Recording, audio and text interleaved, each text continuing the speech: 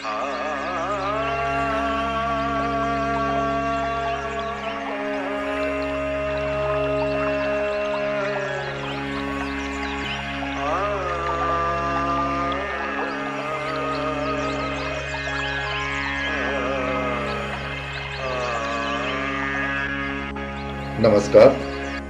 सर्वांचं स्वागत.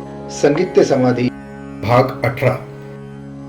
लेखक ब्रह्मलीन योगीराज मनोहर हरकरे. या प्रकरणामध्ये लेखक मंत्र पुष्पांजली कशी म्हणायची व त्यात श्रुती कशा येतात ते सांगतात. ग्राम म्हणजे काय, मूर्छना म्हणजे काय हे सुद्धा ते सांगतात. स्वर एकूण 12 आहेत, श्रुती 22 आहेत, तर ग्राम 3 आहेत. मंत्र पुष्पांजलीबद्दल लेखकाचेच शब्दात आपण माहिती घेऊया. लेखक सांगतात, श्रुती गायन कसे असते आणि त्या आधारावर ग्राम गायन कसे करावे याची कल्पना मंत्र पुष्पांजली सशास्त्रत पद्धतीने म्हणणाऱ्यांना येऊ शकते. मंत्र पुष्पांजलीतील ओम यज्ञ नयज्ञ मैजंत देवाः पासून समुद्र पर्यंताया एकराडिती इथपर्यंत मंत्र श्रुतीच्या उदात्त अनुदात्त स्वरित स्वरांनी म्हणावे लागतात. स्वरित उदात्त अनुदात्त म्हणजे ओम यज्ञेन यज्ञ मैजंत देवाः तानि धर्माणि प्रथमान्यासन. तर याच्यातला स्वरित स्वर म्हणजे सा. ओम यज्ञेन हा खालचा स्वर म्हणजे अनुदात्त स्वर आणि वरचा स्वर म्हणजे ओम यज्ञेन यज्ञ भजंत देवाः हा उदात्त स्वर. या 3 स्वरामध्ये मंत्र पुष्पांजली गायची असते. वेद गायनातील स्वरांकडे लक्ष दिल्यास असे दिसून येईल की स्वरित स्वर षड्ज मानला तर अनुदात्त स्वर कोमल निषाद आणि तीव्र निषाद यामधील श्रुती असते आणि उदात्त स्वर म्हणजे कोमल ऋषभ आणि तीव्र ऋषभ यामधील श्रुती असते. इकडून तिकडून भटकून षड्जावरच अधिक जोर द्यावा लागतो. वेद गायनातील मंत्रसिद्धी आणि शरीर शुद्धी हा भाग सोडल्यास वेदांचे गायन वरील प्रमाणे षड्ज निषाद आणि ऋषभाचे त्रिकुटातच संपन्न झालेले दिसते. वेदही त्रिगुणात्मकच असतात. भगवान श्रीकृष्ण गीतेत अर्जुनाला सांगतात, अर्जुना, तुला निर्योगक्षेम आणि आत्मवान व्हायचे असेल तर तू वेदांतातील त्रिगुणांचा त्याग कर, कारण वेदही त्रिगुणात्मकच आहेत. त्रैगुण्य विषया वेदानी त्रैगुण्यो भवार्जुन निर्द्वंद्वो नित्य सत्वस्थो निर्योगक्षेम आत्मवान. वेदांच्याही वरील धारणेत जाण्याच्या प्रक्रियेला म्हणूनच वेदांत असे म्हणतात. मंत्र पुष्पांजलीतील उत्तर भाग श्रुतीस्थानांनी आणि त्यातून उत्पन्न होणाऱ्या मूर्छना गायनाने समृद्ध असतो. तदप्पेश श्लोकोपासून एक एक श्रुती वरचढ घेत घेत पलीकडील मंत्र सारख्या बदलत्या श्रुतिग्रामात म्हणायचे असतात.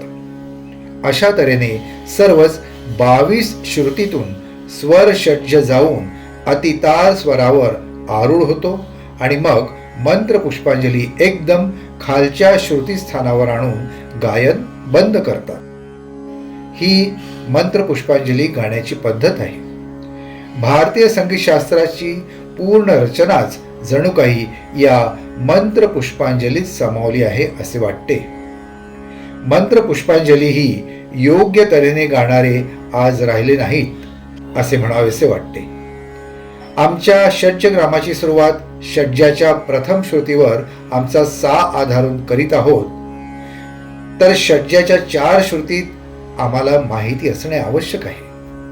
मंत्र पुष्पांजलीतील षड्जाच्या 4 श्रुती आम्हाला आजकाल घेता येत नाहीत. उदात्त अनुदात्त स्वर तर त्याहून गम्य नाहीत. त्यामुळे आजची मंत्र पुष्पांजली म्हणजे योग्य तऱ्हेने म्हटल्या जाते की नाही हे पाहणे आवश्यक आहे असे लेखक सांगतात. श्रुती एकूण 22 आहेत आणि त्यांचे प्रमाण आपल्याला माहिती आहे. 4-3-2 4-4-3-2 म्हणजे षड्जाच्या 4 श्रुती, ऋषभाच्या 3, गांधाराच्या 2, मध्यमाच्या 4, पंचमाच्या 4, धैवताच्या 3 आणि पुन्हा निषादाच्या 2 अशी त्याची विभागणी आहे. या सर्व श्रुती आणि स्वर संवाद सिद्ध आहेत.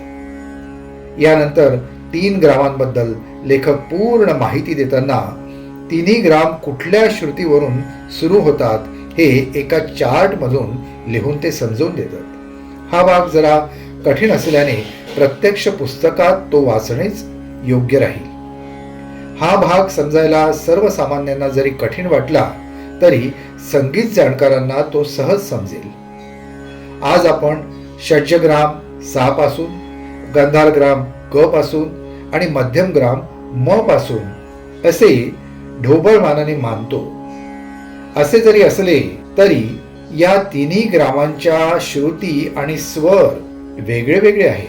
श्रुती तर पूर्ण वेगळे आहेत. आणि मग यामध्ये पुन्हा 4-3-2 4-4-3-2 असा श्रुतींचा नियम जर आपण बसवला तर तीनही ग्रामांचे मूळ स्वर आणि श्रुतीच भिन्न भिन्न ठिकाणी येतात. याचा प्रयोग करून पाहावा. याचा अतिशय शास्त्रशुद्ध व अभ्यासपूर्ण असा चार्ट लेखकांनी पुस्तकात दिला आहे. मूर्छनाबद्दल सांगताना लेखक बोलतात की मूर्छना या शब्दाची व्याख्या काय आहे. तर मूर्छना म्हणजे मूळ रागाला काही काळ मूर्छित अवस्था प्राप्त करून त्या रागाच्या त्या स्वरांनी जेव्हा दुसरा राग आपले अस्तित्व जाणवून देतो तेव्हा ती मूर्छना होते. हे सांगणे जरी कठीण असले तरी प्रात्यक्षिकांनी हे समजेल. जसं आता कलावती राग आहे.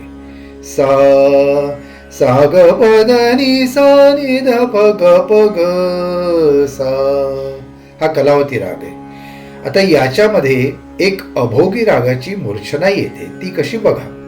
सा ग प, या प ला जर सा आपण समजलं तर पुढचे स्वर काय येतात. प सा, सा रे ग म रे, सा रे ध सा, ध सा रे ग म, म ग रे सा द म. हा झाला अभोगी राग. कलावतीचे स्वर घेऊन अभोगी रागाने स्वतःचं अस्तित्व दाखवून दिलं. मूळ कलावती रागाला मूर्छना अवस्थामध्ये नेऊन. मूळ राग आहे कलावती सा ग प, पण अभोगी राग घ्यायचा झाल्यास सा सा ध म. आणि मग असं करून पुन्हा मूळ रागात सा ग प ध नि सा नि ध प ग प ग सा असं कलावतीत येणं, याला कलावतीमध्ये अभोगी रागाची मूर्छना आली असं म्हणतात. संगीत जाणकार जाणतातच. आणि यानंतर मग लेखकांनी स्वरांचे सामर्थ्य व राग समय सिद्धांताबद्दल अतिशय सुंदर माहिती दिलेली आहे. ती आपण पुढील भागात पाहू. लेखक ब्रह्मलीन योगीराज मनोहरकरे यांनी लिहिलेलं हे एकमेव असं पुस्तक आहे की ज्याच्यामध्ये हे दिव्य ज्ञान मांडण्यात आलेलं आहे.